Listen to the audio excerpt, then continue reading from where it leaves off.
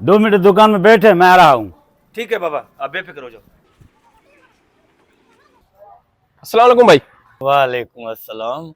अल्लाह ने आज परी भेजा है मेरे दुकान पे। भाई तमीज से बात करो, तमीज नहीं है क्या आपको? भाईजान तमीज कभी मेरे अब्बा ने ही नहीं सीखा था। हुक्म करो, क्या चाहिए आप लोगों को? समोसे दो 500 के। हुक्म है भाईजान, 500 के बोलो, 1000 के बोलो, पूरे समोसे लेके जाओ, अभी लेके आता हूँ। तेरे ठरक पाई का इलाज तो अभी हम करते हैं।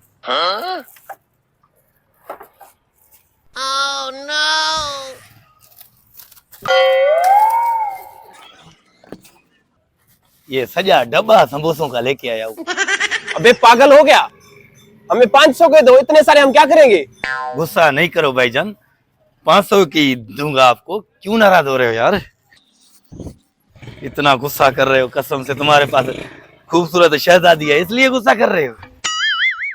ये लो समोसे। ये लो। नहीं नहीं भाई, इतना शर्मिंदा तो मत करो। बस ये समोसे मैंने अपनी तरफ से दे दिए आप लोगों को, आप लेके जाओ। बस आते रहना मेरे दुकान पे। जाओ, बहुत मेहरबानी। चलो। भाईजान भाईजान भाईजान, ये पापों की थैली भी लेके जाओ मेरी तरफ से। खुश रहो।